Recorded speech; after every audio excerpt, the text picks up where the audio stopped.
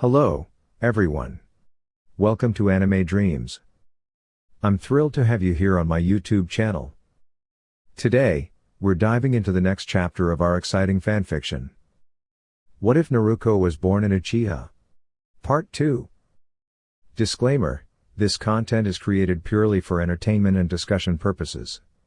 I do not own any of the anime footage used. All rights and credits belong to their respective creators and copyright holders.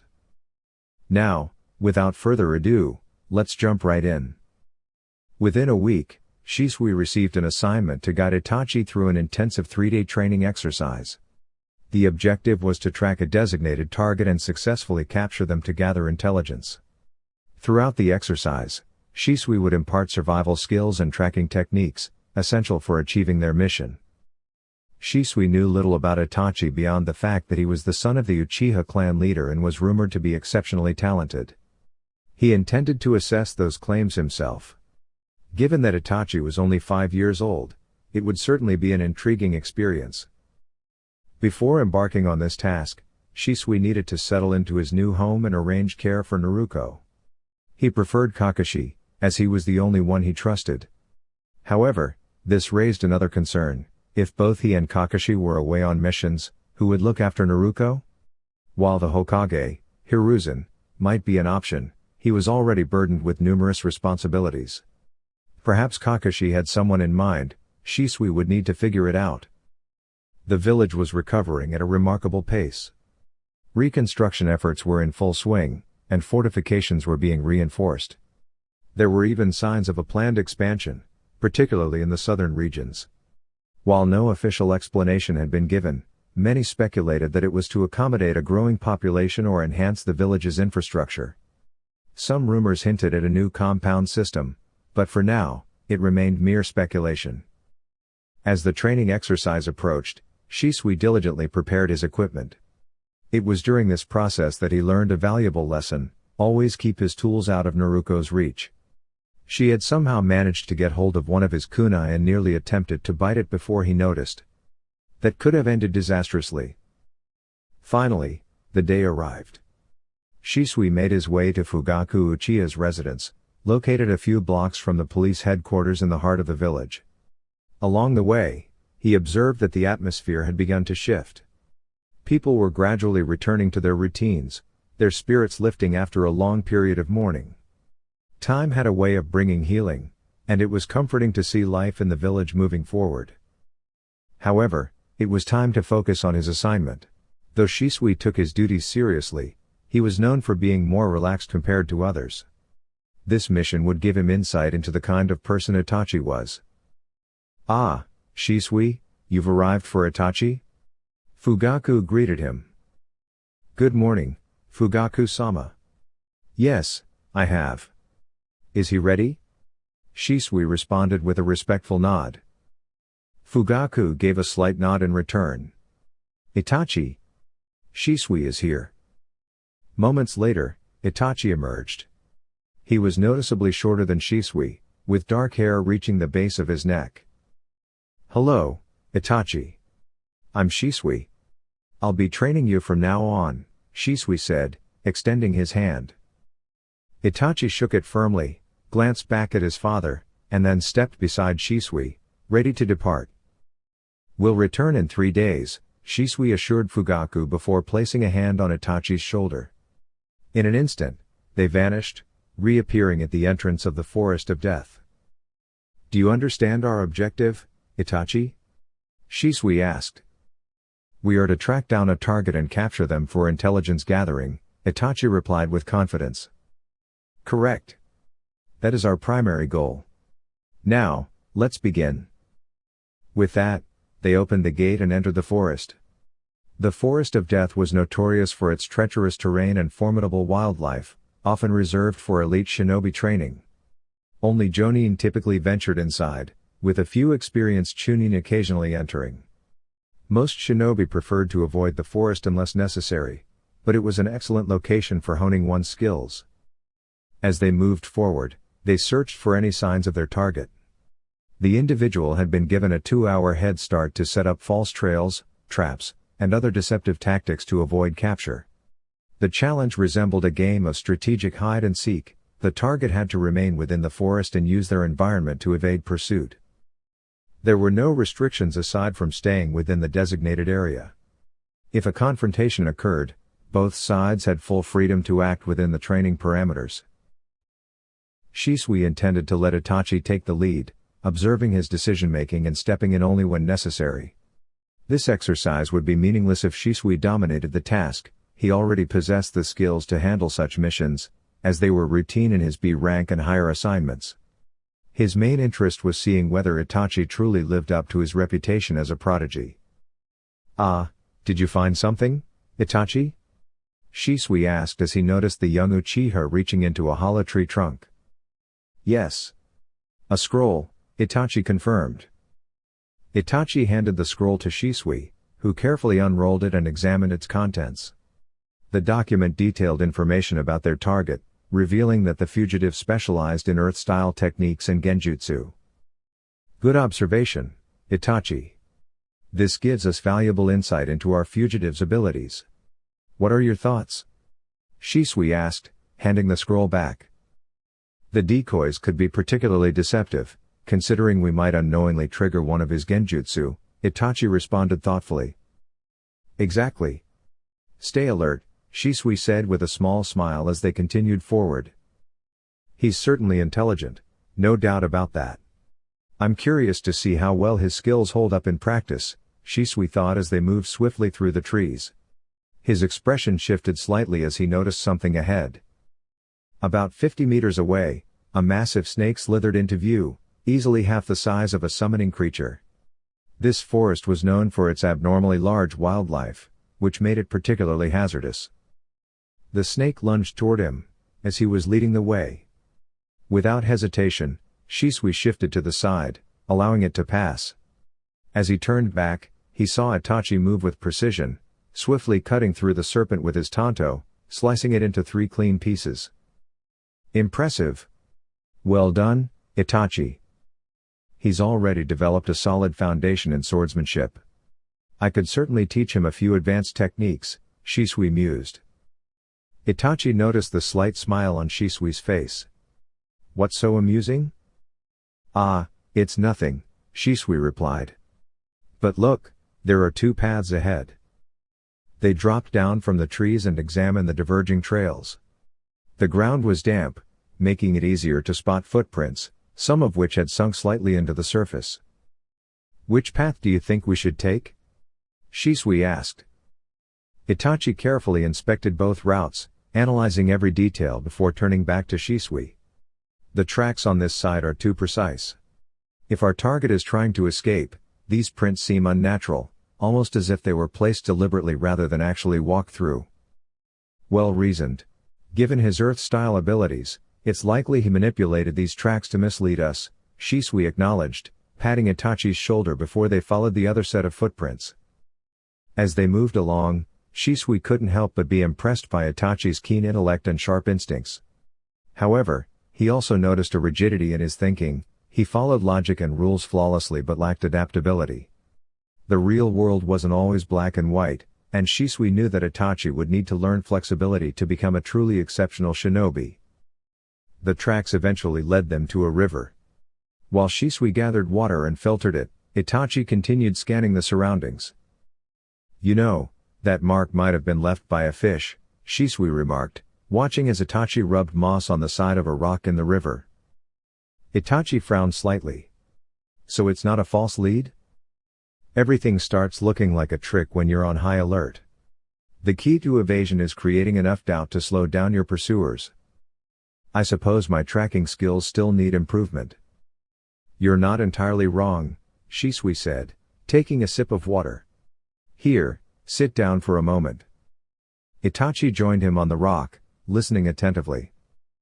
"You're exceptionally skilled, Itachi, which ironically makes tracking harder for you.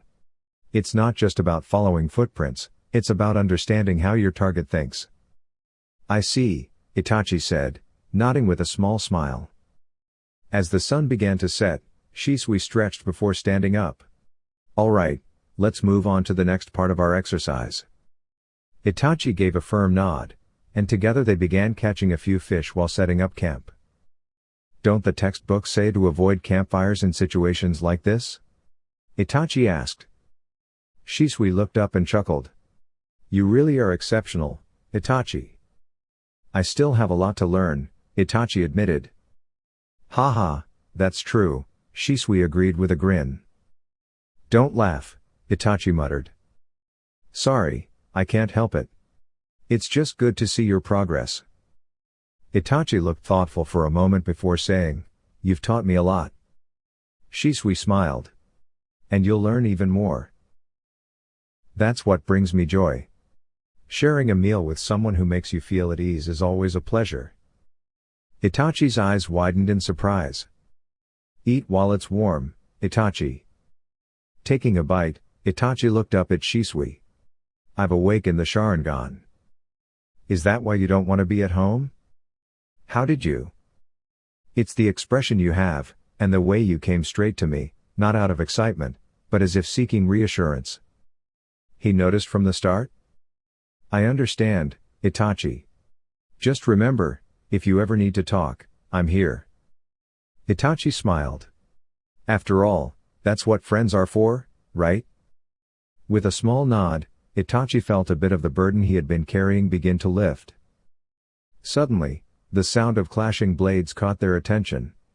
Acting quickly, they extinguished the fire and rushed toward the source.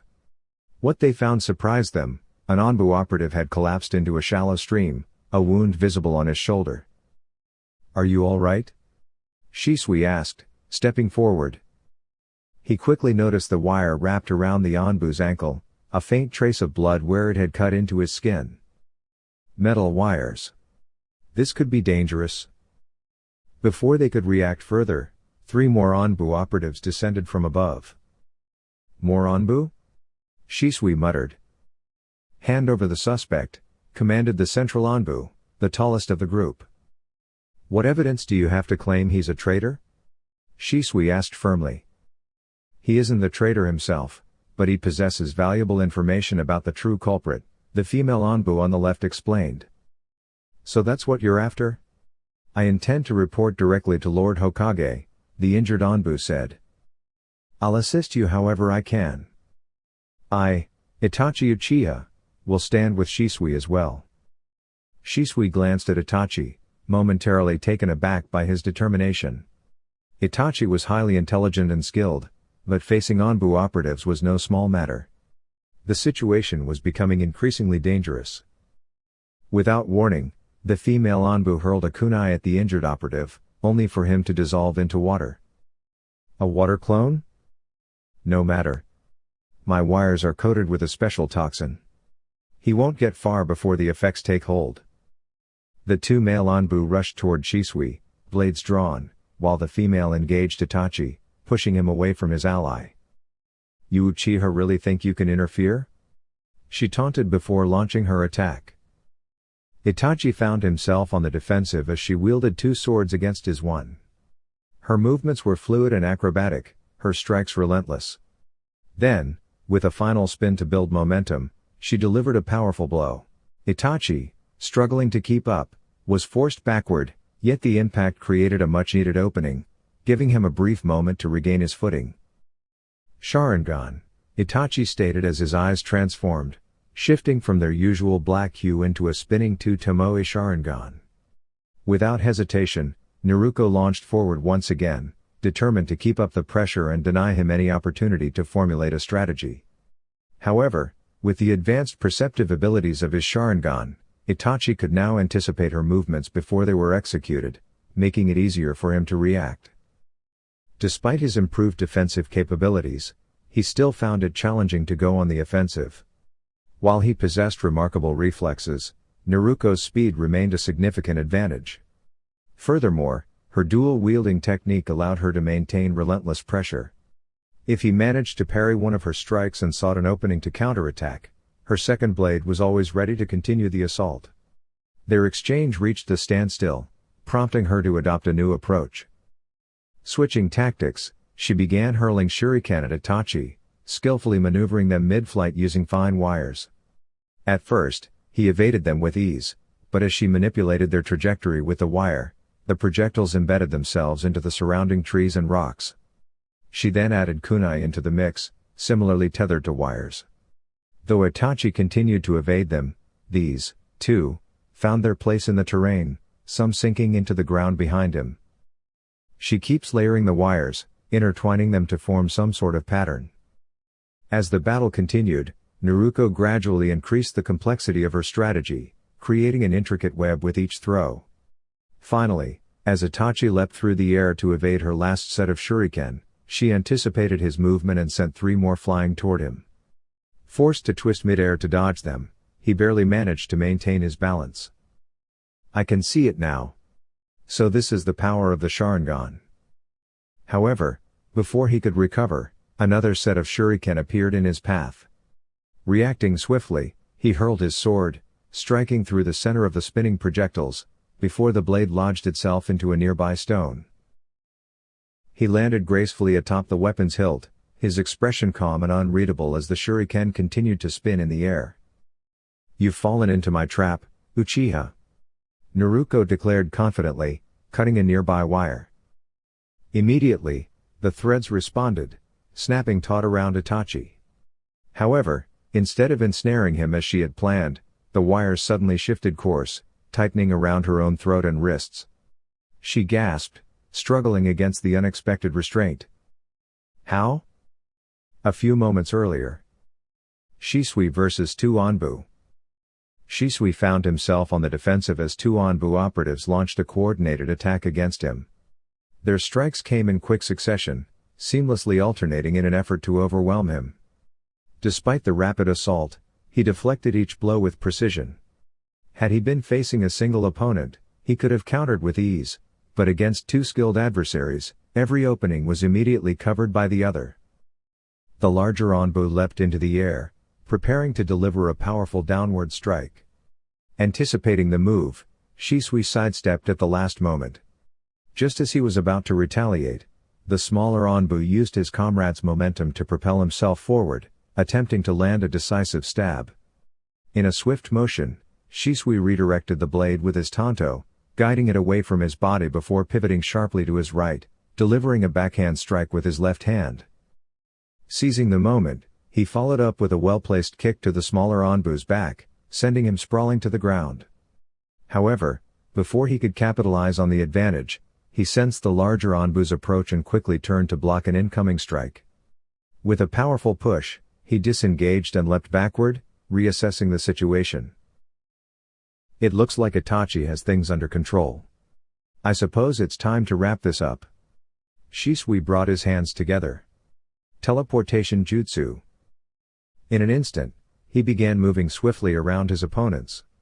Suddenly, 2 more versions of him appeared at his right, followed by 3 on the opposite side, mirroring the first set. Within moments, additional figures emerged, creating 4 evenly spaced formations of Shisui circling them. Shadow clones? The smaller Anbu questioned. The taller Anbu shook his head. No, these are after-image clones. I can't tell which one is real. The smaller Anbu exclaimed as he blocked a sword strike from one figure on his right, only to be met with a kick from the left. Before he could react, another Shisui appeared behind him and delivered a precise chop to the back of his neck, rendering him unconscious. Enough of this. The taller Anbu declared, slamming his fist into the stream, creating a shockwave that sent water surging into the air. As the water settled, he looked up and found the clones still surrounding him, each holding their swords in front of them, blades parallel to the ground, with their left hands pressed against the back of their weapons. How? How are they still here? He muttered in disbelief. Shisui suddenly appeared behind him, the tip of his tanto lightly touching the Anbu's back. My teleportation jutsu has no mass, which means my clones remain unaffected. A loud whistle pierced the air. Looks like the Jonin monitoring our training exercise have taken notice. Shisui withdrew his tanto, causing the clones to vanish instantly, leaving him standing alone. The Anbu quickly retrieved his unconscious teammate. We will be watching you, Shisui Uchiha, and you as well, Itachi Uchiha. With that, the Anbu disappeared in a blur, taking his teammates with him. Itachi furrowed his brows. Who were they? Shisui sighed. Those, Itachi, were Lord Danzo's Anbu. I think it's time we head back. The exercise is over. As they began their return, Itachi took a step forward but winced as a sharp pain shot through his foot, causing him to stumble. Take it easy, Itachi. Let me take a look. Shisui had him sit down and carefully examined his ankle before wrapping it. It's nothing serious, but you should avoid putting weight on it. Despite Itachi's protests, Shisui hoisted him onto his back, chuckling at his friend's discomfort. As they neared the village, Itachi frowned. Why did my ankle give out like that? Shisui explained, there's always a slight delay between what your Sharingan perceives and how your body reacts. No matter how fast you are, your body will always be a step behind your eyes. That gap narrows as you grow stronger. So, does that mean I'll always get hurt using the Sharingan? Not at all. You're just not fully accustomed to its enhanced perception yet. You adapted quickly, and I'm impressed, but you still have room to grow. Itachi sighed in frustration. Shisui chuckled. Don't worry, you'll get there soon. But tonight was a bit reckless, engaging the Anbu and testing an unrefined ability in the middle of combat. I understand. But I couldn't just let you fight them alone. I had to use the Sharingan. Shisui laughed. Hey now, don't make it sound like I can't handle myself, Itachi. No, that's not what I meant. I understand, Itachi. Just be cautious, alright? Always remember, never attempt to use unrefined abilities in combat. It may have worked out this time, but that won't always be the case. I will, Shisui. With that, Itachi finally lost consciousness, and Shisui smiled as he continued on his way. 10 minutes later, he arrived at Itachi's home, only to find Fugaku waiting outside. You're back already? How did she perform? She is exceptional, Fugaku-sama. I have no doubts about working with her. In fact, I'd like to begin training as soon as tomorrow. That's great to hear. You initially planned for this to be a 3-day exercise, what changed?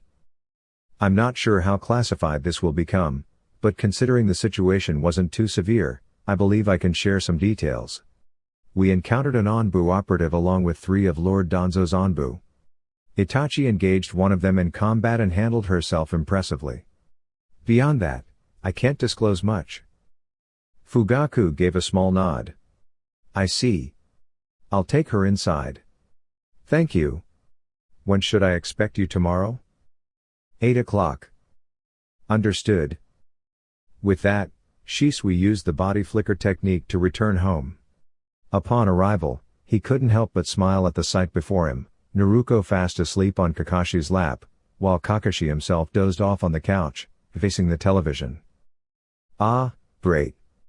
Kakashi is definitely going to get Naruko hooked on that thing, Shisui sighed with amusement. 2 months had passed since Shisui began training Itachi, and their friendship had flourished significantly as they spent more time together. Itachi proved to be an exceptional student, absorbing knowledge like a sponge, mastering every lesson Shisui introduced with remarkable ease. Itachi's rapid progress filled Shisui with anticipation for when he could begin training Naruko. However, he understood that not everyone learned at the same pace, and Itachi was an extraordinary case. What were the chances that Naruko would possess the same natural talent? Shisui was also grateful for Kakashi's guidance and support, though he was less appreciative of Naruko's growing fascination with television. Eventually, there came a time when neither Shisui nor Kakashi could watch over her. While Kakashi had several recommendations, Shisui ultimately entrusted one of Kakashi's fellow Anbu members. This individual, Yugao, was 12 years old and highly skilled in kenjutsu. Shisui had always admired her, though he never openly expressed it. He hoped that if she grew fond of Naruko, she might also play a role in her training. Shisui believed that learning from multiple mentors offered valuable insights, as each master brought their own unique perspective and techniques. Today, Shisui was on his way to meet Itachi, bringing Naruko along to introduce her to his younger cousin. He wanted Naruko to meet someone who inspired him, someone who would become a source of strength for him. I'm sure he'll accept her, Shisui thought. Upon arriving at their favorite training ground, they found Itachi already waiting.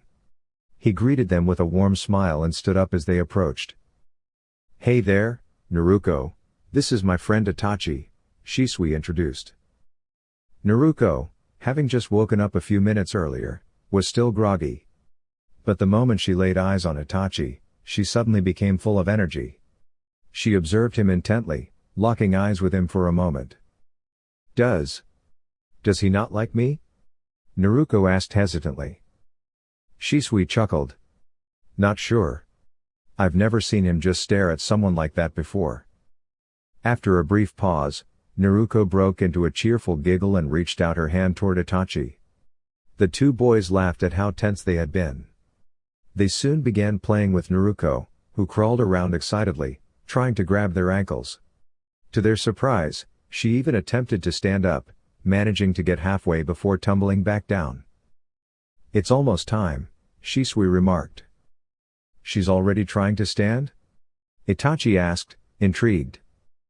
Shisui nodded. She's been attempting it more often lately. It's fascinating to watch her develop at such a young age. Though it will be a while before she takes her first step. Do you have a sibling? Yeah, my little brother is 3 months older than Naruko. Maybe when they grow up, they can become friends like us? That would be wonderful. But Itachi, before we get closer, there's something you should know, especially since your family will eventually see her. Itachi's expression turned serious. What is it? It's something of a secret, though Fugaku-sama is already aware, and I believe you should know as well, Shisui said. After a pause, he continued, Naruko is the Jinchuriki of the Nine Tails. Itachi processed the revelation with interest. I see. Is that why you're her guardian?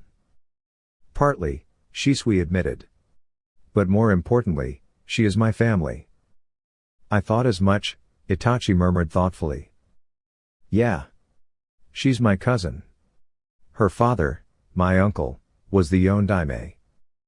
Itachi was taken aback upon learning that Shisui was related to the fourth Hokage.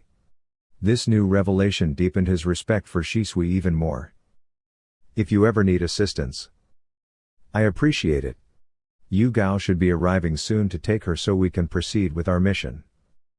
Itachi nodded and smiled. It's nothing like that. Uh-huh. Oh, be quiet. You're one to talk, I've seen the way you act around Izumi. Shisui retorted, crossing his arms. You. Boys, are you finished? Yugao interrupted as she stepped into the clearing. Huh? When did you get here? Shisui asked, startled. Just now. Thank goodness. Well, here's Naruko. We'll be heading out now and should return in a few days.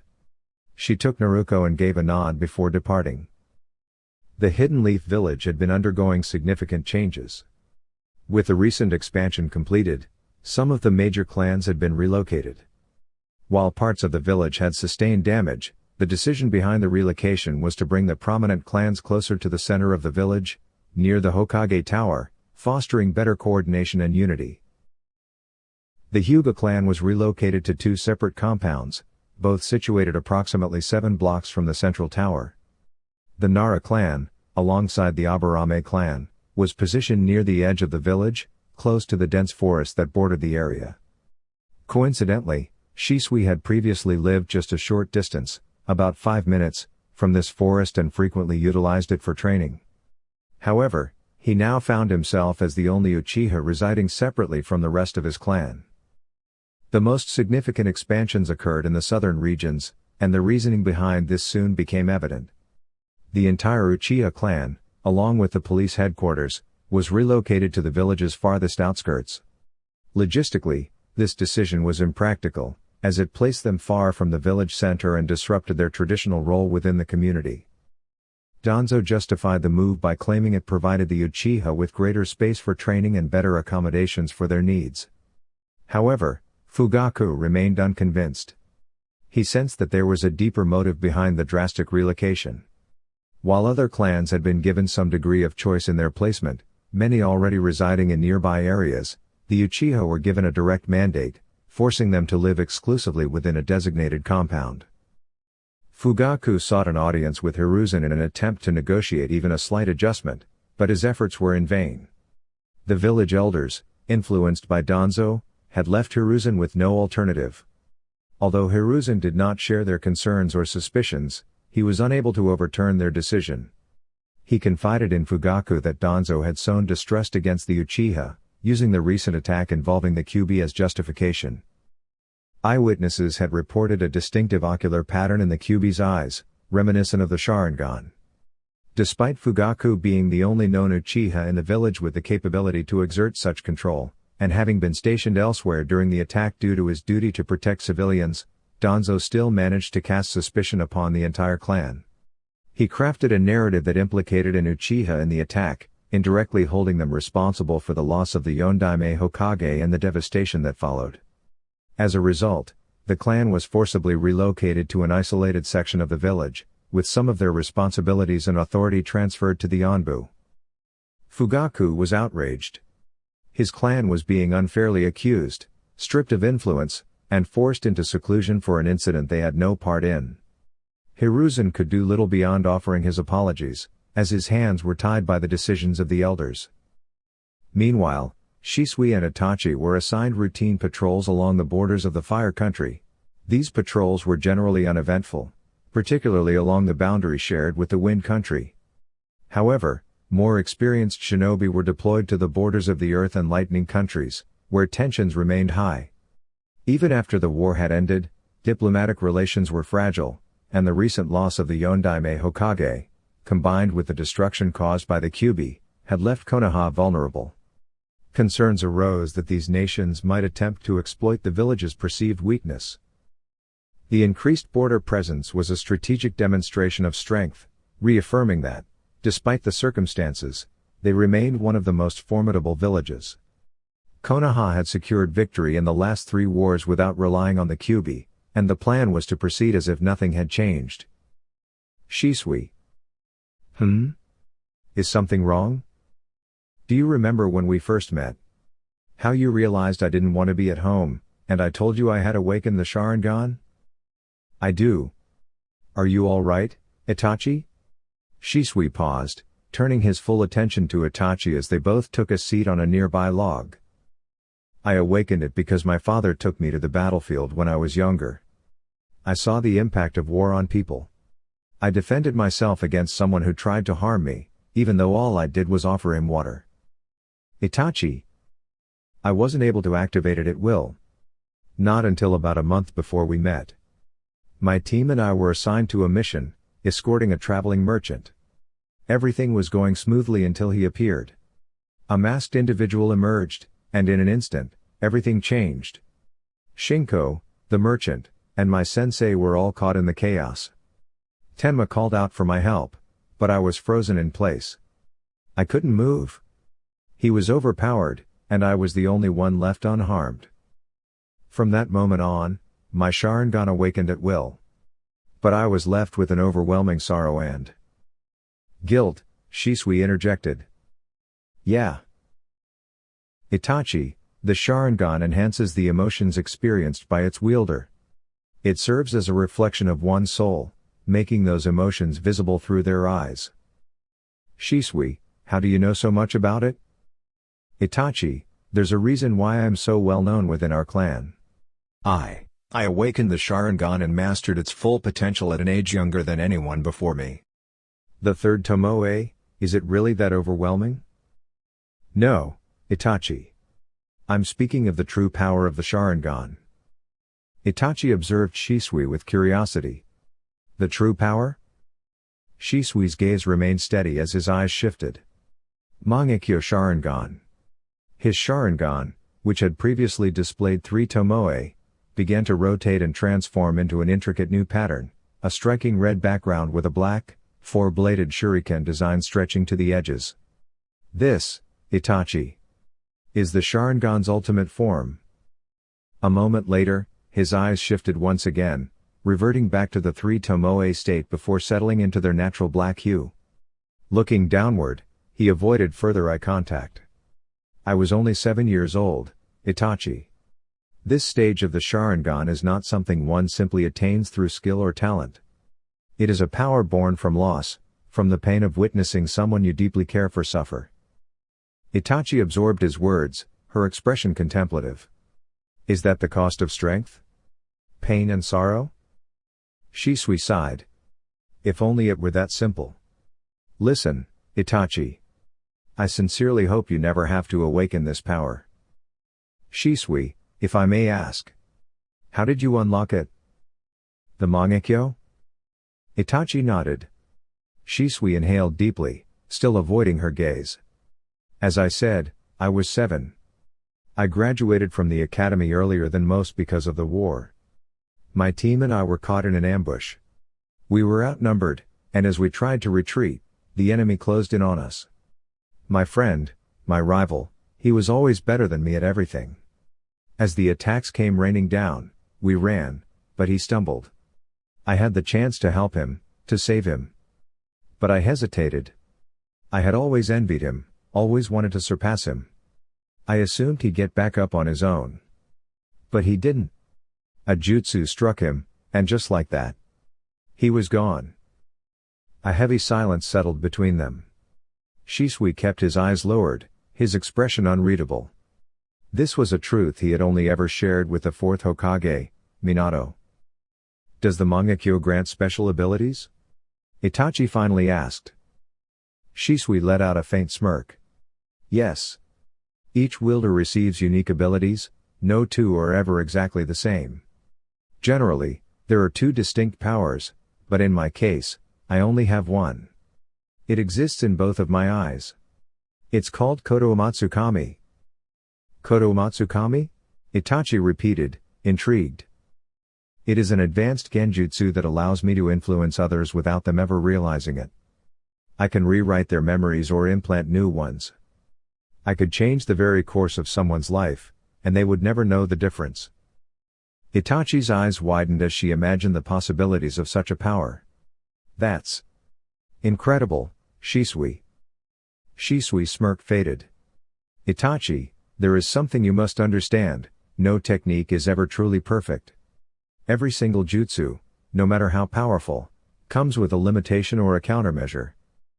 What could possibly be the drawback to your ability? Shisui's expression darkened slightly. My vision, Itachi.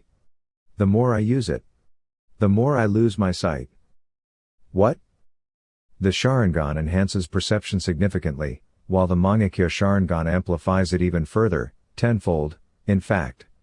However, the loss of vision does not stem from the heightened perception itself but rather from the repeated use of the special abilities granted by the Mangekyo Sharingan. Shisui, do you believe true peace can ever be achieved? I'm not entirely sure. Oh. Haha, don't be so discouraged, Itachi, Shisui said with a reassuring smile. Just because it's difficult doesn't mean we shouldn't try. The world carries a great deal of negativity, making peace challenging to attain, but then again, anything truly worthwhile never comes easily. He patted Itachi's shoulder gently. No matter what happens, I'll always be here for you, my friend. After about 10 minutes, they finally set off again, continuing their journey. It would take a few more days before they could return. Naruko and Yugao. Where did that little troublemaker run off to now? Yugao muttered in frustration. Despite her young age, Naruko was remarkably mischievous and had a knack for keeping those around her on their toes. This was precisely why Kakashi often resorted to entertaining her with television. It was one of the few ways to keep her occupied and out of trouble. However, this time, Naruko had managed to slip away unnoticed, cleverly taking Yugao's sheathed katana with her and crawling off as quickly as possible before she could be caught. She knew she should have secured it properly, but she needed it within reach just in case. Besides, she had accidentally dozed off, and when she woke up, her katana was no longer on the coffee table in front of her. If anyone finds out about this, I don't even want to imagine the consequences. Shisui and Itachi, 2 days later. Shisui swiftly disarmed an Iwa shinobi from behind before turning to Itachi with a playful smirk. "You need to stay more alert, my friend," he teased. "I know," Itachi replied calmly. "Apparently not. I just saved you. Shouldn't you be completely impressed by me? Maybe even a little grateful?" Shisui joked before disappearing in a blur of motion. In the next moment, he effortlessly incapacitated 2 more enemies before reappearing back-to-back with Itachi. "Do you always joke around in the middle of a fight?" "They outnumber us," Itachi remarked, his tone as composed as ever. "If I ever have to go down, I'd like to do it with a smile, maybe even a laugh," Shisui responded lightheartedly. "Besides, if there was any real danger, I wouldn't be talking. I'd be too busy winning." He chuckled. "These guys aren't even a real challenge for most Chunin, let alone us." Itachi simply nodded in agreement. Shisui wasn't wrong, their opponents were nowhere near their level. If he wanted, Shisui could have ended this skirmish in seconds, but he preferred a different approach. Though he never let his guard down, his carefree attitude was intentional. It instilled unease in his enemies, making them realize just how outmatched they were. The fear of knowing your opponent could defeat you at any moment but was deliberately toying with you is often more terrifying than an immediate loss. Shisui never gave false hope, he didn't mislead his enemies into thinking they stood a chance, only to crush them later. Instead, he demonstrated just how effortless their defeat could be, and often, that alone was enough to make them flee. Those who stayed and tried to fight back always met the same fate. As Itachi skillfully parried an attack and swiftly countered, striking his opponent down, he exchanged a quick glance with Shisui. In perfect synchrony, they shifted their attention to a group of 4 enemies. Shisui's tanto began to glow with a fiery red hue, flames flickering along the blade's edge. He dashed forward in a low stance, executing a horizontal slash. The fire extended from his weapon, cutting through one of the attackers and igniting his clothing. At the same moment, Itachi leapt over Shisui and mirrored the movement mid-air, his own slash creating a wider arc. His attack struck 2 more opponents, leaving them staggered. "Itachi, now!" Shisui called. "Understood." With precision, Shisui reappeared behind the final enemy while Itachi charged from the front. They moved in perfect harmony, striking simultaneously from opposite angles. The shinobi collapsed instantly, unable to react. Seeing no chance of victory, the remaining enemies quickly retreated. Alone, Shisui had overwhelmed them, with Itachi at his side, their defeat had been inevitable. "Well, that took long enough," Shisui remarked, flicking the excess energy from his blade. "Perhaps we should have finished it sooner," Itachi responded calmly. Shisui grinned. "Where's the fun in that? Now that we can head home, what do you have planned?" Shisui asked, glancing at Itachi, who responded with a small smile. "I think I'll take my sister to the park. What about you?" "I'll probably just spend some time coloring with Naruko. Why don't you both come with us?" "I wish we could. But she's not allowed to leave the house until she turns 4. Shisui's home had protective seals designed to suppress the Kyuubi's chakra in case of any unexpected surges.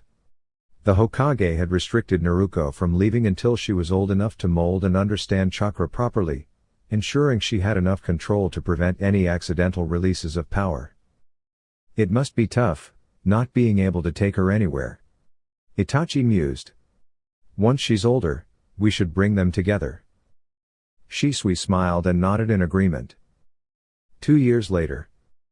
Now at the age of 2, Naruko was bursting with energy, while Itachi had grown into a responsible 12-year-old. Over time, Shisui and Itachi had become even closer, placing unwavering trust in one another. Naruko's boundless enthusiasm only seemed to grow, often keeping Shisui up until midnight with her endless curiosity and excitement. Shisui began engaging Naruko in a game of chase around the house, initially aiming to tire her out. At first, the plan worked, but over time, Naruko's stamina only seemed to increase, making the tactic less effective. Her rapid growth in endurance, energy, and even comprehension took Shisui by surprise. He knew she possessed remarkable potential. Her seemingly limitless energy and quick recovery would prove invaluable. No matter how much effort she exerted in a day, by the next morning, she was completely refreshed and ready to push forward again. With such an incredible rate of recovery, her training could be pushed to extraordinary levels without any lasting fatigue.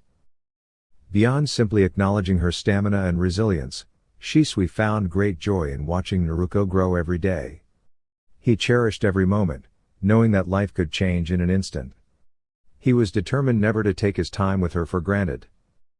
2 years ago, for Itachi's birthday, Shisui had shared with him a remarkable genjutsu ability, one that was granted through the power of the Sharingan. Flashback. Hey, Itachi, can you come here for a moment? What's going on? I have a gift for you, my friend, Shisui said with a wide smile.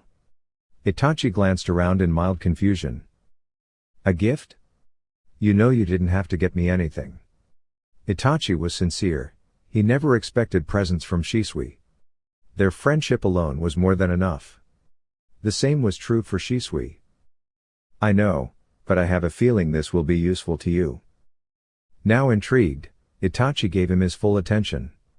Shisui had a habit of teaching him invaluable skills, things he used regularly.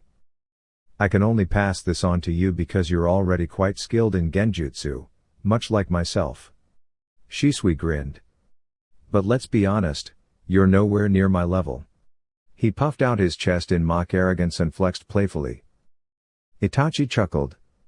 You're ridiculous. He knew, however, that Shisui was the superior shinobi in every aspect. There wasn't a single area where he had surpassed him yet. This technique is called demonic illusion, mirror heaven and earth change. If someone traps you in a genjutsu, this ability allows you to perfectly copy and reflect it back onto the original caster, as if you were the one who initiated it in the first place. The only requirement is possessing the Sharingan. Shisui continued, it takes only half the chakra that the original caster used to create the illusion since, in essence, you're just reversing it. If you make direct eye contact with them while caught in the genjutsu, the chakra cost is reduced even further, to just a quarter of what they originally used. Itachi's eyes widened in admiration. Shisui. This is incredible. Shisui grinned. No need for words. This technique will serve you well. Now, instead of merely breaking out of genjutsu, you can turn it into a weapon of your own. Itachi's gaze softened. Shisui, this is your original technique. And who better to share it with than my best friend? Shisui responded, his smile unwavering. Flashback end. That same year, since Itachi's birthday fell on June 9th, he decided to express his gratitude by gifting Shisui a jutsu of his own creation. Amusingly, Shisui's birthday was just 9 days after Naruko's, hers being on October 10th and his on October 19th. Flashback. Hey, Itachi, what's up? Itachi arranged to meet at their favorite training ground, a serene clearing split by a deep ravine. At one end, a waterfall cascaded down, forming a river at the base, while the other end stretched out before dropping off into the landscape. Behind them, a dense forest marked the entrance, and beyond the ravine lay another open clearing. I've finally decided on the perfect gift for you, Itachi said with a smile. Before Shisui could protest, he added with a chuckle, and before you say anything, remember, you did the same for me. So don't go calling me unfair now. Shisui sighed, conceding with a smirk. All right, you got me. What did you have in mind? My exploding shadow clone technique. It functions just like a standard shadow clone but with an added effect. It can detonate, creating an explosion whose intensity depends on the amount of chakra infused into it. Shisui's eyes widened in astonishment before he burst into laughter. That's incredible, Itachi. You're on a whole different level. I'll gladly accept. Flashback ends. Their progress had been remarkable. Shisui was now on the verge of becoming the strongest Uchiha, with Itachi closely following. However, neither of them were particularly concerned with titles. Instead, they focused on pushing each other to greater heights, exchanging techniques and refining their skills together. Both had become masters in fire release techniques, genjutsu, kenjutsu, and shurikenjutsu. They had perfected the Uchiha clan's signature interceptor fist taijutsu style and even dabbled in fuinjutsu. Just the previous year, during a sparring session in the Forest of Death, they had made an unexpected breakthrough, improving the widely known but often overlooked substitution jutsu. Though every shinobi learned it, they found ways to refine and elevate its effectiveness beyond what had ever been considered possible. Flashback. Itachi and Shisui were fully immersed in their sparring session, pushing each other to their absolute limits without restraint. They understood one another's capabilities and maintained a strong sense of control, ensuring that their techniques, while intense, never crossed into anything truly harmful. Despite that, they weren't hesitant to incorporate jutsu into their exchanges. During a swift exchange, Shisui formed a single hand seal and unleashed a fireball jutsu toward Itachi. The attack was fast and well-timed, leaving Itachi with little room to evade. Shisui's mastery over the body flicker technique far surpassed Itachi's, and the fireball was too close for a simple high-speed dodge. Left with no alternative, Itachi swiftly executed a substitution jutsu, vanishing just before the flames could reach him. As the smoke cleared, Shisui observed the aftermath and frowned slightly. "You know, Itachi, there has to be a better way to use the substitution jutsu." Stepping out from behind a nearby thicket, Itachi recognized that their spar had effectively concluded. Often, their training sessions would lead to innovative ideas, which they would then refine over time. "What do you mean?" Itachi inquired, intrigued by Shisui's observation. "Think about it. Every shinobi, no matter where they're from, uses the exact same method for the substitution jutsu, replacing themselves with a log. It's become predictable. What if we found a way to modify it? Something unique enough to throw off an opponent?" Itachi considered the idea, quickly realizing the merit behind it. How would we go about changing it? As they walked through the forest, they emerged into a clearing where a large group of crows had gathered. The birds moved unpredictably, flitting in various directions, their erratic flight patterns making it difficult to focus on any one of them.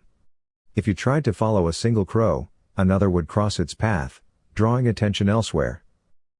Both Itachi and Shisui had the same realization simultaneously. What if they used crows as a substitution? They exchanged a glance, their thoughts immediately racing with possibilities. As they discussed, they envisioned countless ways to incorporate crows into their combat styles. The sheer versatility of the idea was exhilarating. A substitution technique utilizing crows would not only disorient opponents but also serve as an effective diversion. Properly trained, the birds could even be used offensively, disrupting an enemy's movements or delivering precise attacks. The application in genjutsu was even more promising, melding illusions with real, physical crows would blur the line between reality and deception, making it nearly impossible for an opponent to discern whether they were trapped in a genjutsu or witnessing an actual technique. Perhaps crows could even be used for clone techniques, similar to elemental clones. The more they theorized, the more excited they became. Without hesitation, they began experimenting, working to integrate their newfound concept into their skill sets. An additional advantage emerged: crows could serve as messengers. Since most shinobi villages relied on hawks for communication, using crows instead would provide an unexpected and discreet alternative. A message delivered via crow would be far less likely to draw suspicion, increasing the chances of reaching its destination unnoticed. Their enthusiasm for these discoveries only grew as they continued refining the idea, all stemming from a single goal: to enhance and innovate upon a universally recognized yet predictable jutsu. Flashback ends. It was 2 a.m., and Shisui had managed to get Naruko to sleep by 11 p.m., allowing him to finally rest. However, a sudden tapping on his window startled him awake. His Sharingan instinctively activated as he prepared for any potential threat. He quickly relaxed upon recognizing the familiar presence of a crow. "Itachi? What's going on?" Understanding the message, Shisui swiftly gathered his belongings and made his way to their usual meeting spot. It was their favorite place, not only because of its vast and varied landscape, which included dense woods and a deep ravine, making it ideal for training, but also due to its seclusion. It was a place where they could speak freely, away from prying ears. Upon arrival, Shisui immediately noticed the concern etched across Itachi's face. He looked troubled, as if something was weighing heavily on his mind. "Itachi, what's wrong?" Shisui asked, his tone filled with concern. "Shisui, things are about to take a turn for the worse," Itachi responded gravely. Shisui furrowed his brows. "What do you mean?" "The clan is becoming increasingly frustrated. I fear they might take drastic action." Shisui's expression grew more serious. "Why? What's causing this tension?" Itachi let out a quiet sigh before explaining. "As you know, the clan has been pushed to the outskirts of the village, stripped of much of its political influence, and has lost significant authority within the police force. On top of that, suspicion has been growing against us ever since the Nine Tails incident. Many believe we were involved." Shisui's eyes darkened in thought. He understood the weight of the situation but also knew that if the clan acted recklessly, it could lead to serious consequences. Shisui nodded thoughtfully as he absorbed the information. Since he lived apart from the Uchiha clan, he hadn't witnessed firsthand how recent events were affecting them. As the only Uchiha member who resided outside the compound, due to Naruko being the Kyuubi Jinchuriki, he had been somewhat removed from the tensions building within the clan. They stood in a secluded area near the Forest of Death, away from prying eyes. "The situation has only worsened over time," Itachi explained. "The clan was forced to relocate, while many others were not subjected to such drastic measures. The restrictions imposed on them were much stricter than those placed on other clans, and they lost political influence and key responsibilities within the village. These frustrations have planted the seeds of unrest, but the true catalyst for the growing resentment is something far more concerning: members of our clan have been disappearing." Shisui's eyes widened in shock. He hadn't been aware of this. He had no desire to see harm come to his clan, but being stationed on the other side of the village left him largely unaware of the situation. From the sound of it, even Itachi had only recently discovered the extent of the problem. "The clan is growing restless," Itachi continued, his tone heavy with concern. "They want to reclaim their former standing. They want answers for the missing clan members, and they are determined to take action. Some are even speaking of rebellion." Shisui's expression grew solemn. "If they take that path, it would be disastrous, for both sides," Itachi admitted. "And in the end, the entire village would suffer. A civil conflict would weaken the village, and with tensions already rising among the neighboring nations since the Nine Tails attack, they could see it as an opportunity to strike. If that happens, Konoha may not survive." Itachi nodded, his expression troubled. He knew Shisui was right, and the weight of the situation pressed heavily on both of them. The air was thick with uncertainty. "Itachi, what should we do?" The concern in his voice was unmistakable. "Honestly, I don't know," Shisui admitted, his usual confidence wavering. "This isn't like any mission we've faced before. It's far more delicate. The choices we make now will shape the future of the village." Itachi looked down, struggling to hold back the emotions welling up inside him. If Shisui didn't have an answer, then what hope was there? He had always been the one to turn to for guidance, the one who seemed to know the right course of action. If even he was uncertain, then was the situation truly hopeless? Sensing his friend's unease, Shisui placed a reassuring hand on his shoulder. "Don't lose faith, Itachi. Remember when I told you that if there's a way to achieve peace, we'll find it? I still believe that." Itachi took a deep breath and nodded, feeling comforted by Shisui's unwavering resolve. No matter how dire things seemed, Shisui always had a way of making the impossible feel within reach. And he would need that strength now more than ever. "We need to gather as much information as we can," Shisui continued. "We need to find out exactly what the clan is planning and identify those leading the movement. At the same time, we have to investigate these disappearances.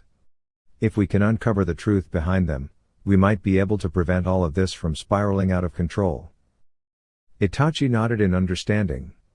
Since he lived within the compound, it made sense for him to focus on gathering intelligence from within the clan.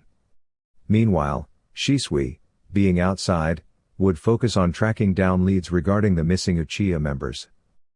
One more thing, Itachi, Shisui said, his voice more serious than ever. If the worst happens, we may have to make a choice. They both gazed up at the vast, starry sky, the weight of their unspoken thoughts lingering between them. I know, Itachi whispered. Dear YouTube family. That's a wrap for now. Don't forget to subscribe to my channel for more exciting content. Thank you for your support, I truly appreciate it. With gratitude. Anime Dreams.